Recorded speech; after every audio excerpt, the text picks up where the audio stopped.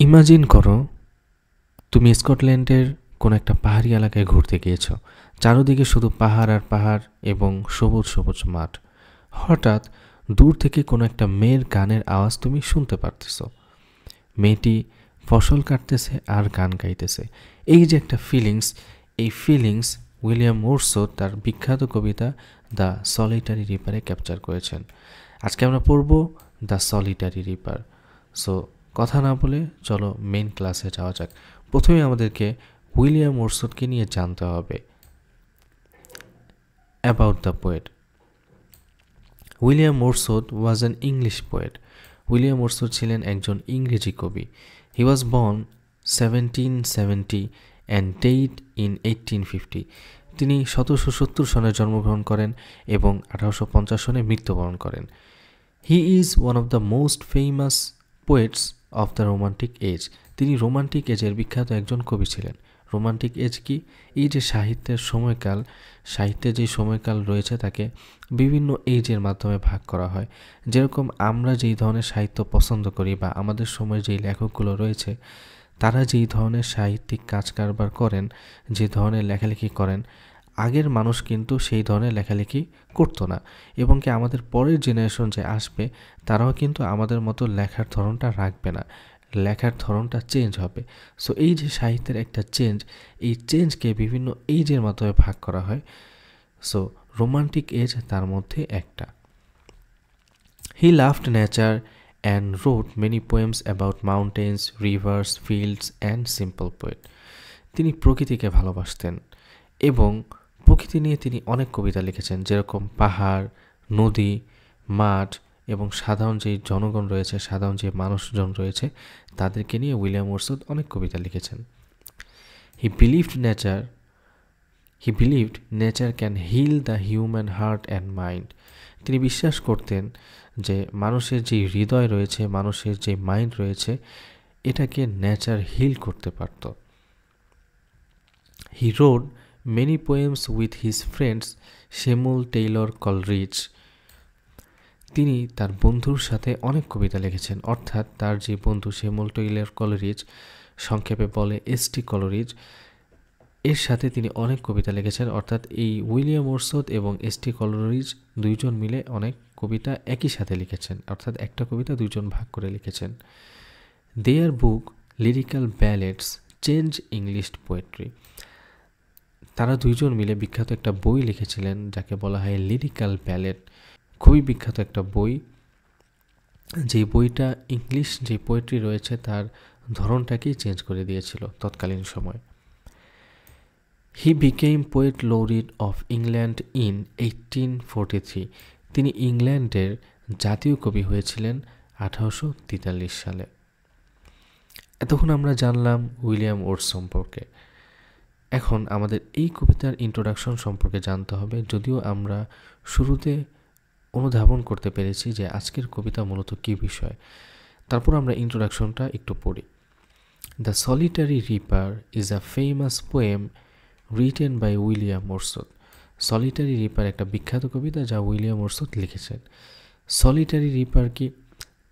Solitary মানে হচ্ছে নির্জন, রিপার মানে হচ্ছে সুর, একটা নির্জন সুর। In this poem the poet describes a young highland girl working alone in a field. এই কবিতার মধ্যে কবি বলেছেন যে হাইল্যান্ডে একজন তরুণী কাজ করতেছিল একা একা একটা মাঠে। হাইল্যান্ড কি? হাইল্যান্ড হচ্ছে স্কটল্যান্ডের পাহাড়ি যে এলাকাগুলো রয়েছে তাকে বলা হয় highland. She is cutting grain and singing a sad song.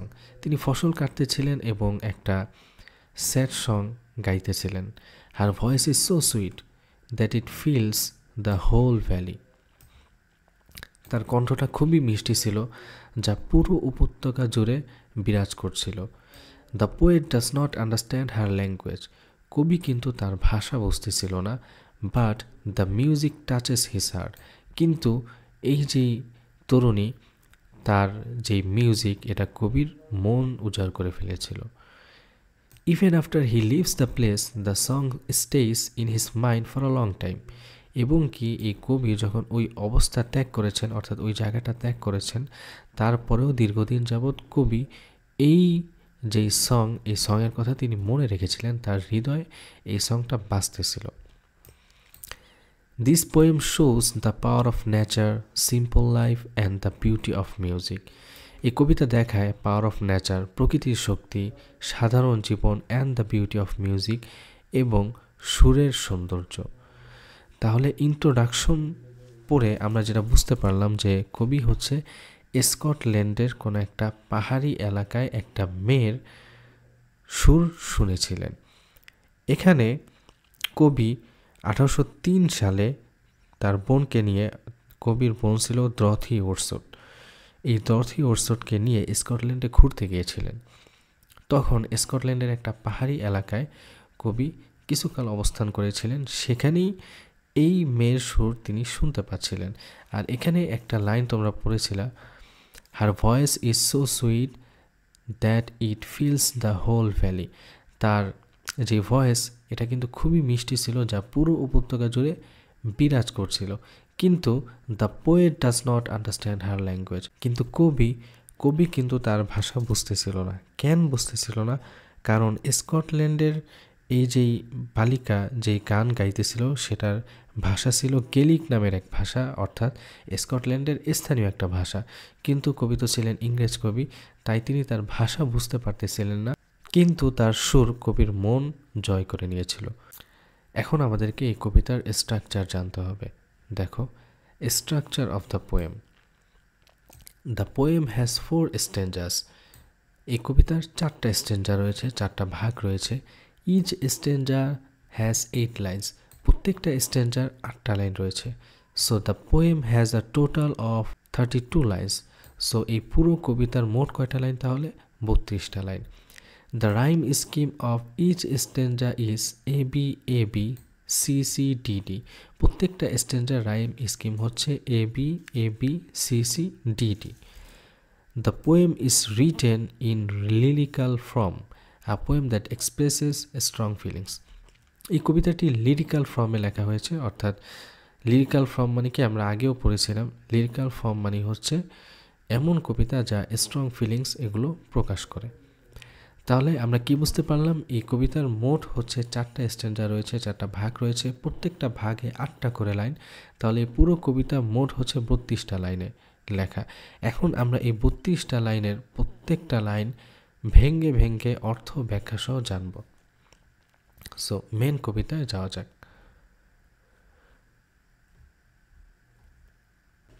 এটা হচ্ছে first stanza. Behold her single in the field, yon solitary highland lass, rapping and singing by herself. Stop here or gently pass. Alone she cuts and binds the grain, and sings a melancholy strain. Oh, listen, for the vale profound is overflowing with the sound. এটা হচ্ছে প্রথম স্ট্যাঞ্জা। দেখো প্রথমেই কি বলছে, behold হার। এই behold মানে কি? বিহোল্ড মানে হয়েছে দেখা। বিহোল্ড হার, তাকে দেখো। Single in the field, field মানে মাঠ, সিঙ্গেল মানে কি? একাকী, মাঠে একাকী। তাহলে behold her single in the field, তাকে দেখো মাঠে একাকী দাঁড়িয়ে আছে। ইয়ন সলিটারি হাইল্যান্ড লেস, ইয়ন মানে হচ্ছে ওই, সলিটারি মানে হচ্ছে নির্জন, হাইল্যান্ড মানে কি? হাইল্যান্ড মানে হচ্ছে পাহাড়ি এলাকা, লেস মানে হচ্ছে মেয়েটি। তাহলে ইয়ন সলিটারি হাইল্যান্ড লেস, ওই নির্জন পাহাড়ি মেয়েটি। Reaping and singing by herself, reaping, reaping মানে হচ্ছে ফসল কাটা। Reaping and singing by herself, নিজেই ফসল কাটছে আর গান গাইছে। Stop here or gently pass, এখানেই থামো অথবা খুব ধীরে পাশ কেটে যাও। এই কথাটা কবি কেন বলছে? যাতে ওই মেয়ের গান গাওয়াতে কোনো বাধা সৃষ্টি না হয়। Alone she Katz and binds the grain, alone মানে কি? অ্যালোন মানে একাকী। Alone she Katz and binds the grain, একাই সে শস্য কাটে আর বেঁধে রাখে। বাইন্ড মানে বাঁধা, আর গ্রেইন মানে কি শস্য, অ্যান্ড বাইন্ডস দ্য গ্রেইন এবং শস্য বেঁধে রাখে। And sings a melancholy strain. Melancholy অর্থ কি? মেলানকলি অর্থ হচ্ছে বিষণ্ণ, আর স্ট্রেইন অর্থ হচ্ছে সুর। তাহলে মেলানকলি স্ট্রেইন বিষণ্ণ সুর, and sings a melancholy strain এবং একটি বিষণ্ণ সুরে গান গায়। O listen for the vale profound is overflowing with the sound. O listen শোনো, for the vale profound, vale অর্থ উপত্যকা, আর প্রোফাউন্ড মানে হচ্ছে গভীর, মানে বড়। তাহলে O listen for the vale profound, শুনো, কারণ ওই যেই বড় উপত্যকাটি রয়েছে অর্থাৎ যেখানে গান গাইতেছে, ইজ ওভারফ্লোয়িং, ওভারফ্লোয়িং মানে হচ্ছে উপচে পড়া, অর্থাৎ কোনো একটা পাত্রে ভরে যখন কিছু বের হয়ে যায় সেটাকে বলে উপচে পড়া। Is overflowing with the sound, সুরে ভরে গিয়েছে। তাহলে এই পুরো স্ট্যাঞ্জায় আমরা দেখতে পারলাম যে কবি যখন স্কটল্যান্ডের পাহাড়ি এলাকায় হাঁটতেছিল তখন একটা মেয়ের সুর তার কানে ভেসে আসছে, অ্যান্ড সে আমাদেরকে বলতেছে যে দেখো, একটা মেয়ে মাঠে একাকী দাঁড়িয়ে আছে, নির্জন পাহাড়ি মেয়েটি, সে কী করতেছে? সে নিজেই ফসল কাটতেছে আর গান গাইতেছে।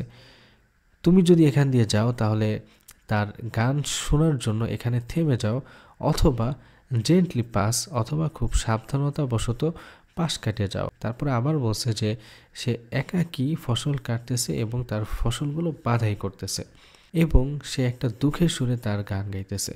তারপরে বলতেছে যে তুমি তার গানটি শোনো, কারণ তার গান পুরো উপত্যকা জুড়ে তার সুর ভরে গিয়েছে, তার গানের সুরে ভরে গিয়েছে। এটা হচ্ছে ফার্স্ট স্ট্যাঞ্জা। তারপরে এখানে তোমাদের জন্য কঠিন শব্দগুলোর অর্থ দেওয়া রয়েছে, ব্যাখ্যা দেওয়া রয়েছে। এরপরে আমরা সেকেন্ড স্ট্যাঞ্জায় চলে এসেছি।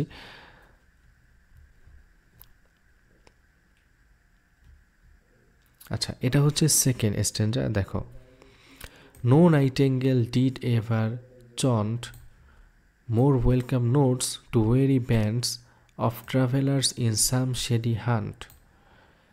Among Arabian scents, a voice so thrilling never was heard in springtime from the cocoa bird, breaking the silence of the seas among the farthest Hebrides. আচ্ছা, এখানে কি বলছে দেখো, নো নাইটেঙ্গেল ডিড এভার চন্ট, কোনো Nightingale কখনো এমন গান গায়নি। চন্ট অর্থ কি? চন্ট অর্থ হচ্ছে গাওয়া। তাহলে নো নাইটেঙ্গেল ডিড এভার চন্ট, কোনো নাইটেঙ্গেল কখনো এমন মন ভরা গান গায়নি। নাইটেঙ্গেল হচ্ছে এক ধরনের পাখি যাদের সুর খুবই সুন্দর হয়, তোমরা এটাকে বুলবুলি পাখি বলতে পারো আর কি। More welcome notes to weary bands of travellers, weary অর্থ হচ্ছে ক্লান্ত, আর ট্রাভেলার মানে কি? ভ্রমণকারী। Weary bands of travellers, bands অর্থ হচ্ছে দল। তাহলে ওয়েরি ব্যান্ডস অফ ট্রাভেলার্স, ক্লান্ত ভ্রমণকারী। More welcome notes to weary bands of travellers, যা ক্লান্ত ভ্রমণকারীদের কাছে এত ওয়েলকাম মনে হয়, এত স্বাগত মনে হয়। অর্থাৎ এখানে কবি ওই যেই মেয়ের যেই সুর, সেই সুরের সাথে বুলবুলি পাখির তুলনা করতেছে, যে কোনো বুলবুলি পাখি, কোনো নাইটেঙ্গেল এখনও এত মন ভরা গান গাইতে পারেনি, গায়নি, যা ক্লান্ত ভ্রমণকারীদের কাছে এত স্বাগত মনে হয়। আর সেই ক্লান্ত ভ্রমণকারীরা কি করে? ইন সাম শেডি হ্যান্ড, তারা হয়তো কোনো ছায়াময় জায়গায় বিশ্রাম নেয়। অ্যামাং অ্যারাবিয়ান স্যান্ডস, যেমন অ্যারাবিয়ান বালুতে, তার মানে আরবের মরুভূমির বালুতে। A voice so thrilling never was heard in spring time from the cuckoo bird, cuckoo bird মানে হচ্ছে কোকিল। তাহলে দ্বিতীয় লাইন থেকে আমাদের অর্থ করতে হবে ইন স্প্রিং, স্প্রিং মানে কি?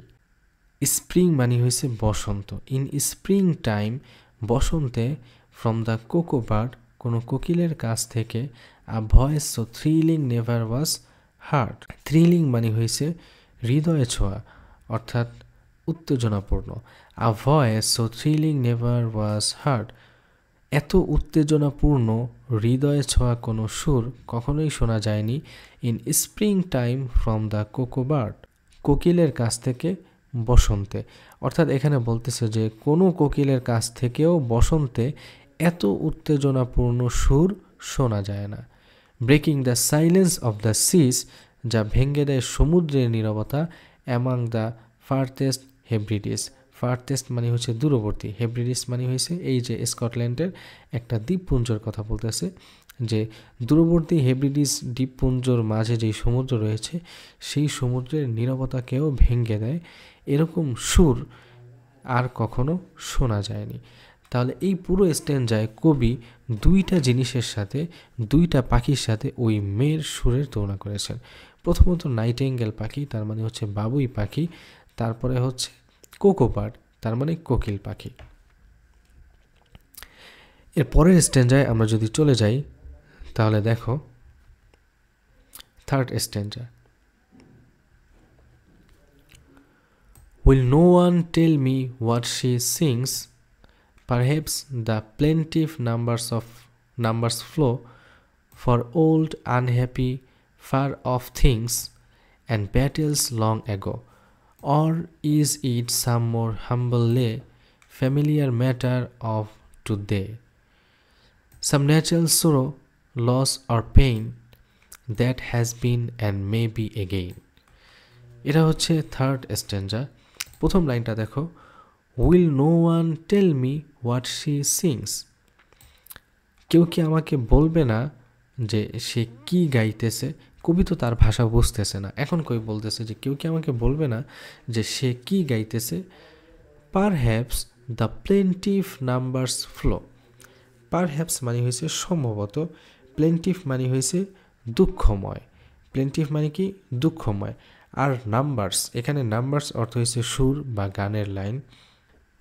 তাহলে পারহ্যাপস দ্য প্লেন্টিভ নাম্বার ফ্লোস, হয়তো সেই দুঃখময় সুর, ফ্লো মানে প্রবাহিত হওয়া, হয়তো সেই দুঃখময় সুর প্রবাহিত হচ্ছে for old unhappy far off things, পুরনো দুঃখজনক অথবা অনেক দূরের ঘটনার জন্য। অ্যান্ড ব্যাটেলস লং অ্যাগো, অথবা অনেক আগের যুদ্ধের জন্য। এখানে কবি বুঝতে পারতেছে যে তার যেই সুর, সেই সুরটা হচ্ছে আনহ্যাপি স্যাড একটা সুর। এখন কবি মনে মনে অনুভব করতেছে, মনে মনে ভাবতেছে যে তার সুরটা আসলে কি হতে পারে। এখানে বলতেছে হয়তো সেই দুঃখময় সুর প্রবাহিত হচ্ছে, অর্থাৎ সে দুঃখের সাথে যেই গান গাইতেছে এটা হয়তো হতে পারে পুরনো কোনো দুঃখজনক ঘটনা, অথবা অনেক দূরের কোনো ঘটনার জন্য, অথবা অনেক আগের যুদ্ধের জন্য, কারণ স্কটল্যান্ডে তখন প্রায়ই যুদ্ধ হতো। Or is it some more humble লে, এই লে অর্থ হয়েছে সাধারণ গান। Or is it some more humble লে, অথবা এটি কোনো সাধারণ গান, ফ্যামিলিয়ার ম্যাটার অফ টুডে, যা আজকের দিনে পরিচিত বিষয়। Some natural sorrow, loss or pain, কোনো সাধারণ দুঃখ, ক্ষতি বা ব্যথা, that has been and may be again, যা আগে ঘটেছে এবং আবার ঘটতে পারে। এখানে বলছে যে এটা হতে পারে সাধারণ কোনো দুঃখ, অর্থাৎ মানুষ স্বাভাবিকভাবে যেই দুঃখ পেয়ে থাকে সেটা প্রতিনিয়তই মানুষ পায়, আগেও পেয়েছে সামনেও পাবে, এরকম কোনো দুঃখ হতে পারে। তাহলে পুরো 3 নাম্বার স্ট্যাঞ্জায় কবি অনুমান করতেছে যে ওই বালিকাটি, ওই মেয়েটি আসলে কি গাইতেছে, কোন দুঃখের কারণে তিনি এটা গাইতেছে। প্রথমে বলতেছে যে হয়তো পুরনো কোনো দুঃখজনক ঘটনা, অথবা অনেক আগের কোনো ঘটনা, অথবা যেই যুদ্ধ হতো তখন সেই যুদ্ধের কারণে তার মন খারাপ, সে গান গাইতেছে, এমন হতে পারে। অথবা আজকের দিনের পরিচিত যেই বিষয়গুলো রয়েছে, স্বাভাবিক জীবনের যেই দুঃখ, ক্ষতি, ব্যথা রয়েছে, এগুলো নিয়ে হয়তোবা গান গাইতেছে। এরপর কবিতার একদম লাস্ট স্ট্যাঞ্জায় আমরা যদি চলে যাই, আচ্ছা এটা হচ্ছে কবিতার একদম লাস্ট স্ট্যাঞ্জা। এখানে কি বলছে দেখো, what ever the theme the maiden স্যাং, as if her song could have no ending, I saw her singing at her work and over the shackle bending. I listened motionless and still, and as I mounted up the hill, the music in my heart I bore, long after it was heard no more. আচ্ছা, এই স্ট্যান্ডায় দেখো কবি কি বলছে, whatever the theme the maiden sang. এই maiden অর্থ কি? মাইদেন অর্থ হচ্ছে তরুণী বা কন্যা। হোয়াট এভার দ্য থিম, যে কোনো বিষয় হোক, দ্য মাইদেন স্যাং, মেয়েটি গাইছে, as if her song could have no ending, যেন তার গান কখনো শেষ হবে না। অর্থাৎ তার সুরটা শুনতে এত মধুর লাগতেছে যে কেমন যেন তার গানটা আর শেষই হবে না, সে যে বিষয়ই গাক সেটা ম্যাটার না। I saw her singing at her work, আমি তাকে দেখতে পারতেছিলাম যে সে তার কাজের মধ্যে গান গাইতেছে। অ্যান্ড ওভার দ্য শিকেল বেন্ডিংস, শিকেল মানে হয়েছে কাস্তে, অর্থাৎ যেগুলো নিয়ে কৃষির কাজগুলো করা হয়। And over the sickle bending, এবং শিকল ধরে কেটে কাজ করার সময়ও সে গান গাইতেছে। I listen motionless and still, আমি একদম নড়াচড়াবিহীন স্টিল দাঁড়িয়ে থেকে তার গান অনুভব করতেছিলাম, শুনতেছিলাম। And as I mounted up the hill, এবং যখন আমি পাহাড়ে উঠেছিলাম, the music in my heart I bore long after it was heard no more. The music in my heart I bore, তার গান আমার হৃদয়ে বাজছিল। বোর মানে বহন করা, অর্থাৎ তার গান আমি আমার হৃদয়ে বহন করেছিলাম, মানে কি তার গান আমার হৃদয়ে বাজতেছিল। Long after it was heard no more, অনেকক্ষণ পর যখন আর গান শোনা যাচ্ছিল না। অর্থাৎ এই পুরো স্ট্যান্ডায় কবি বলতেছে যে সে যে বিষয়েই গান গাক না কেন, তার গানটা এতটাই মধুর ছিল যে এই গানটার কখনো শেষই হবে না। আর আমি দেখতেছিলাম যে সে কাজ করতেছে এবং সাথে সাথে গান গাইতেছে। আমি একদম মোশনলেসভাবে অচল এবং শান্ত হয়ে শুনতেছিলাম তার গান, এনজয় করতেছিলাম। এবং কি আমি যখন পাহাড়ের উপরে উঠেছিলাম তখনও তার গান আমার হৃদয়ে ছুঁয়ে গিয়েছিল এবং অনেক দিন পর্যন্ত তার গান আমার মনে ছিল। আচ্ছা, আমাদের কবিতা এখানেই শেষ। এখন আমাদের এই কবিতার একটু থিমগুলো জেনে নিতে হবে। এখানে সামারি রয়েছে, সামারি তোমরা পড়ে নিবা। আচ্ছা, আমরা এই কবিতার একটু থিমগুলো একটু দেখি। দেখো,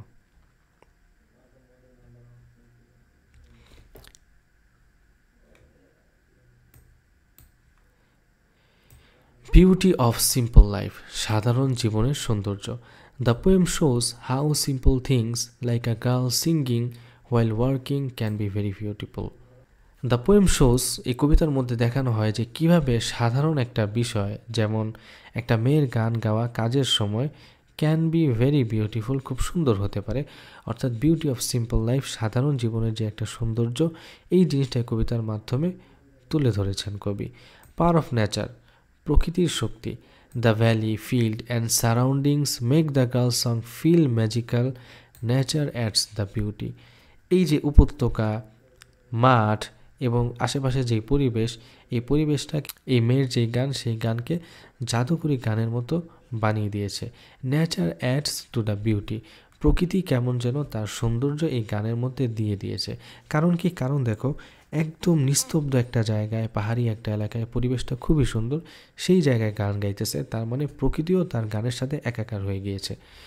human emotion, the song expresses feelings like sadness, loss, or joy, even if the poet doesn't know the exact word. The song expresses feelings like sadness. এই যে গান, এই গানটা স্যাডনেস অর্থাৎ দুঃখের যে একটা অনুভব, এটা প্রকাশ করে। দুঃখ, loss or joy, even if the poet doesn't know the exact word, অর্থাৎ কবি যে সেই শব্দের অর্থগুলো জানতেছে না, তারপরেও যে অনুভব করতেছে, হিউম্যান যে একটা ইমোশন রয়েছে, এই জিনিসটা এই কবিতার মাধ্যমে তুলে ধরেছেন কবি। Impact of music, a simple song can touch the heart deeply and stay in memory for long time. সাধারণ একটা গান, এই গানটা মানুষের হৃদয়কে আকর্ষণ করতে পারে এবং অনেক সময় যাবৎ এই জিনিসটা মানুষের হৃদয়ে থাকতে পারে। তাহলে আমরা মূলত যে থিমগুলো পেলাম এই কবিতার মধ্যে, সেটা দেখো, beauty of simple life, power of nature, human emotion and impact of music. এই থিমগুলো যখন আমি পড়তেছিলাম, একদম লাস্টের লাইনটা যখন আমি পড়েছি, a simple song can touch the heart deeply and stay in memory for a long time. এই লাইনটা আমি যখন পড়েছি তখন আমার পুরনো দিনের একটা স্মৃতি মনে পড়ে গিয়েছে। সেটা হচ্ছে আমি তো আর প্রকৃতিতে কোনো মেয়ের গান শুনি নাই, সেই সৌভাগ্য তো আমার জীবনে হয় নাই, আর হবে বলেও মনে হয় না। আমি হচ্ছে ইউটিউবে একটা গান শুনেছিলাম অনেক আগে, মনে করো যে আজকে থেকে প্রায় 8 থেকে 9 বছর আগে একটা গান শুনেছিলাম। তখন ওই সময়টায় আমি অনেক শুনতাম এই গানটা, অনেক শুনতাম। তারও 4-5 বছর পরে যে আমি যখন এই গানটা আশেপাশে কোথাও বাজতে দেখতাম বা ইউটিউবে হঠাৎ করে সামনে চলে আসতো, তখন ওই যে আগে যে শুনতাম না গানটা, তখনকার সময় আমি কিভাবে চলাফেরা করতাম, আমার জীবনটা কি সুন্দর ছিল, জীবনে টেনশন কম ছিল, এই জিনিসগুলো আমি ফিল করতে পারতাম। সেই পুরো জিনিসটা কিন্তু গানের মাধ্যমেই আমি মনে করতে পারতেছিলাম। জীবনের ছোট ছোট মুহূর্তগুলোকে মূল্য দাও। একটা মেয়ে, একটা গান, একটা মাঠ, এত সিম্পল, কিন্তু এর মাঝে কত গভীর অনুভূতি, কত সৌন্দর্য। ব্যক্তিগত জীবনে আমরা সবাই কিন্তু বিজি, তারপরেও কখনো কখনো থামো, দেখো, শোনো, প্রকৃতিকে অনুভব করো। হয়তো তুমি খুঁজে পাবে এমন সুন্দর একটা মুহূর্ত যা তোমার হৃদয়ে চিরকাল থেকে যাবে। টাটা।